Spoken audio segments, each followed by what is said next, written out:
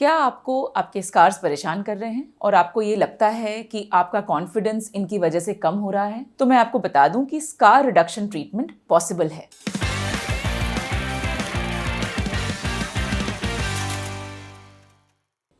मैं डॉक्टर शिल्पी बदानी हूँ। मैं एक प्लास्टिक सर्जन हूँ और एसबी एस्थेटिक्स गुरुग्राम में प्रैक्टिस करती हूँ। अब जब हम स्कार ट्रीटमेंट्स की बात करें तो एक बहुत इंपॉर्टेंट रोल CO2 लेज़र का है और ये हम बहुत कॉमनली यूज़ करते हैं अपने प्रैक्टिस में। अगर हम स्कार्स की बात करें तो जैसे पुराने स्कार्स जो कि मे बी बचपन के स्कार्स हों या बहुत पुराने कुछ साल पुराने स्कार्स हों और आपको लगता है कि ये फिक्स्ड हो गए हैं आपके फेस पे या हैंड्स पे या बॉडी के किसी भी पार्ट पे, तो इसमें हम CO2 लेज़र करके रीसर्फेसिंग करते हैं जिससे कि न्यू स्किन रीजनरेट होके इसका जो स्कार का रिडक्शन पॉसिबल हो जाता है। अगर ये स्कार्स कुछ नए हैं, जैसे कुछ महीनों पहले आपको चोट लगी हो, तो उसमें भी जो CO2 लेज़र है वो स्कार्स को कम करने में हेल्प करता है। अब इसमें कुछ सेशंस लगते हैं, ऐसा नहीं है कि एक ही सेशन से आपको सारा रिजल्ट मिल जाएगा, तो कुछ कुछ इंटरवल्स पे इसको कराना होता है। एंड हम ये स्कार देख के डिसाइड करते हैं कि कितना एक एवरेज जो नंबर ऑफ सेशंस है वो लग सकता है। अब अगर हम बात करें डिफरेंट टाइप्स ऑफ स्कार्स की, तो एक तो हो गए कि एक्सीडेंटल स्कार्स, बट जो दूसरी टाइप के स्कार्स हैं जो कि पोस्ट ऑपरेटिव स्कार्स हैं, जैसे कि आपने कुछ सर्जरी कराई हो, मे बी वो प्लास्टिक सर्जरी ना हो बट कोई दूसरी सर्जरी भी हो, तो उसमें जो स्कार्स बनते हैं उसका भी ट्रीटमेंट हम CO2 लेज़र से करते हैं। बेसिकली CO2 लेज़र करता क्या है कि इसमें बहुत छोटे छोटे माइक्रो बर्न्स जैसे क्रिएट हो जाते हैं और उसके बाद उससे न्यू स्किन रीजनरेट होती है और उसके कारण वो जो रीसर्फेसिंग होती है उससे जो स्कार का रिडक्शन पॉसिबल है।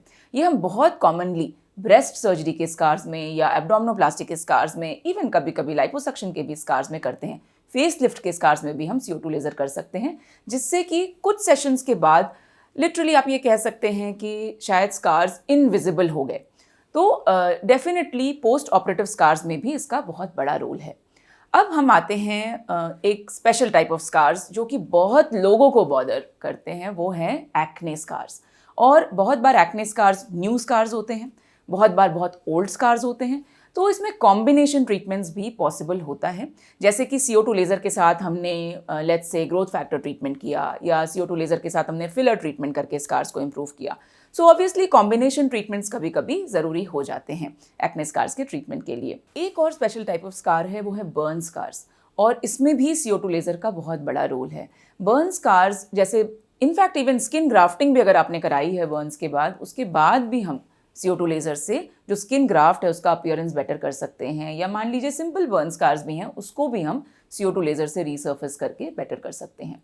अब कुछ बैड स्कार्स भी होते हैं, जैसे बहुत उठे हुए स्कार, या आपको ऐसा लगता हो कि ये स्कार बहुत ज़्यादा भद्दा दिख रहा है और बिल्कुल उठा हुआ है और ये फ्लैट नहीं है, तो उन केसेस में भी CO2 लेज़र हेल्प करता है। लेकिन हाँ, उसमें भी कॉम्बिनेशन ट्रीटमेंट्स हम करते हैं और ये इंडिविजुअल पे डिपेंड करेगा कि कैसा ट्रीटमेंट हमें करना है।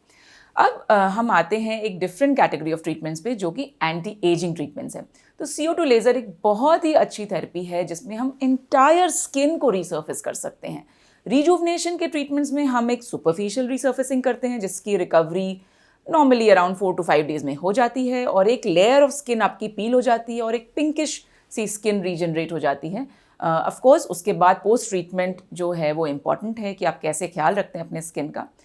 और एंटी एजिंग, अगर हम स्ट्रॉन्ग एंटी एजिंग ट्रीटमेंट्स की बात करें तो उसमें हम अगर थोड़ा डीप CO2 लेज़र करते हैं तो उन केसेस में भी हमारी जो रिंकल्स हैं, फाइन लाइंस हैं, वो बहुत हद तक कम हो जाती हैं। इसमें भी हम रिपीट कर सकते हैं ट्रीटमेंट, बट अगेन जैसे मैंने कहा कि एक इंडिविजुअलाइज ट्रीटमेंट है, कस्टमाइज ट्रीटमेंट है, और हमें देखना होगा कि हमें कितने कितने टाइम में उसको रिपीट करना है, या मे बी साल में 2 बार करें या साल में 3 बार करें। और अगर हम सुपरफिशियल ट्रीटमेंट्स कर रहे हैं तो हम और भी रिपीटिशन कर सकते हैं। तो रिजुवनेशन में हमने बहुत सारे पेशेंट्स में इवन अंडर आई के लिए भी ट्रीटमेंट ये किया है और हमें बहुत ही प्रॉमिसिंग रिजल्ट्स मिले हैं CO2 लेज़र में। तो रिजुवनेशन बेसिकली पील से भी हो सकती है और भी बहुत सारे ट्रीटमेंट्स हैं रिजुवनेशन के लिए, लेकिन CO2 लेज़र एक अच्छा और स्ट्रॉन्ग रिजुवनेटिंग ट्रीटमेंट है। जैसे कि आप स्टार्ट कर सकते हैं इस ट्रीटमेंट से और उसके बाद आप फॉलो अप में कुछ सुपरफिशियल ट्रीटमेंट्स करा सकते हैं जो कि CO2 लेज़र से अलग हो सकते हैं। एक और इम्पॉर्टेंट पॉइंट है CO2 लेज़र में, वो है स्ट्रेच मार्क्स का ट्रीटमेंट। अब हम हर तरीके के स्ट्रेच मार्क्स को सेम रिजल्ट्स नहीं दे सकते, तो ऑब्वियसली ये डिपेंड करेगा कि आपका स्ट्रेच मार्क्स स्टार्टिंग में कैसा है और हम वेदर उसकी ट्रीटमेंट हम उसका कर सकते हैं कि नहीं, तो ये देखना पड़ेगा। अगर वो बहुत वाइड हैं और बहुत थिन स्ट्रेच मार्क्स हैं तो उसमें लिमिटेड रिजल्ट्स होते हैं, लेकिन अगर मान लीजिए कि मॉडरेट टाइप के स्ट्रेच मार्क्स हैं तो उसमें हम कुछ अच्छा रिजल्ट दे सकते हैं CO2 लेज़र से। अब ये तो बात की मैंने फ्रैक्शनल CO2 ट्रीटमेंट की, जिसमें कि आपको ऐसे ग्रिड पैटर्न जैसा दिखाई देता है और वो 4-5 दिन में थोड़ा सा ड्राई होता है और उसके बाद फिर वो पील ऑफ हो जाता है। लेकिन एक अलग कैटेगरी है जो कि सर्जिकल ट्रीटमेंट्स की है। जैसे CO2 लेज़र यूज़ हो सकता है वॉट रिमूवल में, जो स्किन टैग्स होते हैं उसके रिमूवल में यूज़ हो सकता है, और कुछ जो ब्लैक एज स्पॉट्स हैं उसके लिए हम यूज़ कर सकते हैं। मोल रिमूवल में ये बहुत कॉमनली यूज़ होता है। तो इसमें भी जो रिकवरी प्रोसेस है, जैसे कुछ चोट का निशान होता है उस तरीके की स्कैबिंग हो जाती है और कुछ 5-7 दिन में ये धीरे धीरे करके झड़ जाता है। सो ऑब्वियसली रिकवरी इतनी मुश्किल नहीं है और आराम से इसका आप पोस्ट ऑपरेटिव केयर जो है वो ले सकते हैं। अगर हम प्रॉपर सर्जरी की बात करें तो उसमें हम लिप रिडक्शन सर्जरी में यूज़ करते हैं CO2 लेज़र, कभी कभी ब्लेफरोप्लास्टी में भी यूज़ करते हैं।